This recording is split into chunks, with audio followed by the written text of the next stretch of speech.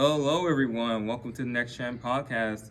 I'm your host, Asante Sako, alongside Sean Davis, and we're going to be recapping the past couple of days of the NBA free agency. We're going to start by talking about the new addition to the Philadelphia 76ers, Paul George. He's left Los Angeles Clippers, and he's now moving down to the East Coast, to play with Philadelphia. And I think that's a good fit for him. The Sixers, they need an extra star to stay on top of the Eastern Conference as contenders, and I think that might push them over the edge, especially against the defending champions, Boston Celtics. Sean's more of an expert on basketball himself, so I'm going to let him break down his analysis on the signing.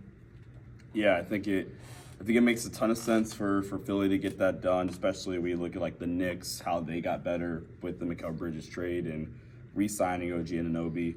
I'm all for teams being aggressive and going for it and being a win-now team, and Paul George gives them a third piece, and now you get to build around that roster with depth. And really, I mean, Embiid has his injury concerns, so does Paul George, but that team's healthy with those three guys, then they have a shot to like you said, make a run in the Eastern Conference. And I'm looking back on recently, went back in 2019 where he signed with where he got traded to the Clippers. Now we're looking back on that trade where the Clippers, they traded 5 first-round picks to the Thunder for Paul George. We're looking back on that trade. We see the Thunder are in contention for being a championship contender, while for the Clippers, they're just fighting to stay relevant in the West. What do you think about that? I think you can officially say that the Paul George trade.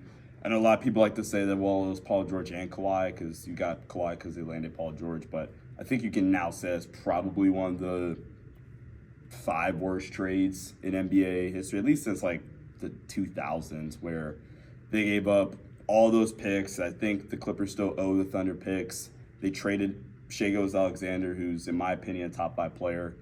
They traded Jalen Williams eventually, who was one of those picks. And then they traded something else, too, in that deal, like player-wise. But it doesn't matter. I think that was one of the worst trades ever, and the Clippers are, like you said, fighting to stay relevant. The Clippers, I mean, they replaced Paul George. They try to get Derrick Jones Jr. and some other depth, but the Clippers, I don't think, are a real threat anymore. And kudos to the Thunder for getting one of the best trades ever. Yeah, I agree. Okay, and then we're going to talk about the Lakers. They were trying to pursue Klay Thompson, but he went to the Mavericks. Now they're trying to pursue DeMar DeRozan. And in my opinion, I would say the Lakers should go pursue a big man, because they really relied a lot on AD playing at the 5 spot, because they lacked depth at the 5 spot, because you have Jaden Hayes, he was injured, so was Christian Woods. They are interested in Brook Lopez from the Milwaukee Bucks, so I think they might try to pursue him if the DeMar DeRozan sign and trade doesn't work out. What do you think?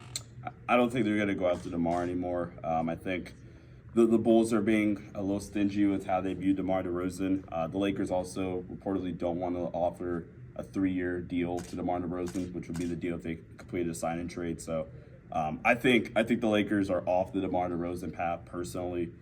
Brook Lopez, I think it just depends on what Milwaukee would want from Brook Lopez. I mean, in a Brook Lopez deal, the Lakers can do something like Rui Hachimura technically and like Jalen Hood-Schifino in a first-round pick. That could get Brook Lopez. I think ultimately the Lakers right now are fairly content, and I think we're moving closer and closer towards them running it back and hoping that the addition of like a Don Connect, Jared Vanderbilt, Gabe Vincent getting healthy, and then Max Christie getting an improved role, plus the coaching changes. I think they're going to hope on that heading into next season. Yeah, I agree. And also, Klay Thompson to the Mavericks, I think that's a good fit. I don't expect him to be in a starting role immediately in the season. Maybe come playoff time if he continues to play consistent, because last year he was on the decline of regressing. We all remember the infamous 0-10 game in the play-in tournament. Okay, but anyway, I think coming into Mavericks, he's going to play a much smaller role. He's probably going to play 6-man at the wing. And I think that would probably be a good fit for him, playing alongside Luka and Kyrie. What do you think? I hope you're right, because I think they're going to start him. And if they're starting him, I feel a lot less confident in what I feel about that Mavericks team. I think Klay, obviously not the same defender, definitely a shell of himself on that side due to age and due to the ACL and Achilles injuries back-to-back. Inconsistent offensive player, but when he's playing well offensively, he still is Klay Thompson. Like, you still see flashes of it. I think it's a good fit, though. I think Klay and his fit next to Luka is perfect from like his shooting and like his gravity and stuff, and they can run some nice offensive actions for Klay next to Luka. Dallas is a fun team. They're gonna be a really, really good team next year.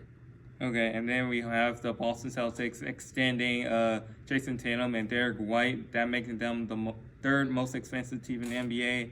When I recently did my research on the cap space, and I think Tatum, he earned that extension, bringing the Celtics a championship after 18 years, bringing them their 18th ring. What do you think about that? I think they had to. I don't necessarily agree that Tatum's like a $70 million player, but they had to. They had to keep that core together. They just won a championship. They have the best team in the league, I think, going back to next year. Porzingis will get healthy. Derek White, that's a good contract. He's a really good player.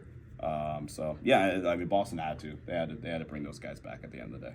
Okay. As for the Cavs, they extended Donovan Mitchell. Donovan Mitchell was a key catalyst for the Cavs making a deep playoff run, but unfortunately it ended short when he got injured in the middle of the Boston series in the semifinals.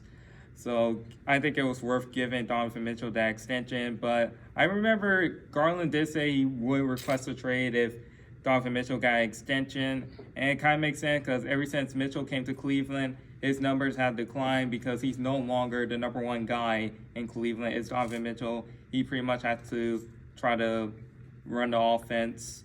He doesn't run the offense as he used to, so I think he'll probably get traded somewhere. I would love to see the Cavs try to pursue a wing player like Brandon Ingram since he's on his 1 year deal. They might give up Garland for him, hopefully so. But what do you think? I think that Cleveland had to extend Donovan Mitchell. I don't think they're going to trade Garland. I think they kind of called Garland's bluff that, like, hey, look, you want to be here. Like, all these other options for you probably aren't the best. I think Cleveland, at the very least, definitely, like, they're not in a rush to trade Darius Garland if he does request a trade. Yeah, and I think they had to. I think they had to pay Donovan Mitchell because if you didn't pay Donovan Mitchell, you're probably trading him, and like the Cavs trading Donovan Mitchell would put them right back in rebuild, or we're just not a good team even in a weaker East. So yeah, I think they had to, and I think they're calling Darius Garland's bluff. Okay, so even though it's only been 4 days into the NBA free agency, who do you think is winning so far in that aspect? The biggest winner of free agency is probably the Thunder, and I love the Thunder, but they address their biggest need in a bruising big and Isaiah Hartenstein. Maybe they overpaid for him a little bit, but I don't think it really matters. And then you combine that with them getting Alex Caruso on the trade market, like they've had a really good offseason. So far, I would say it's the Sixers. Not only did they bring back Paul George, but they extended Tyrese Maxey to max contract extension, and they think they have plenty more cap space to bring in more depth, probably at the 2 or 4 spot. I love to see what the Sixers do for the rest of the offseason. I love to see who they bring in for depth pieces. They already have Buddy Hield coming off the bench. They're trading Buddy Hield. Oh, they're trading Buddy Hield? I think so. Okay, so we'll see who they'll fill in for his role. But so far, I think the Sixers are winning offseason. I love to see what they do going forward. And that'll be all. Thank you guys for watching this podcast. This is me, Asante Sako, and Sean Davis signing out. Thank you.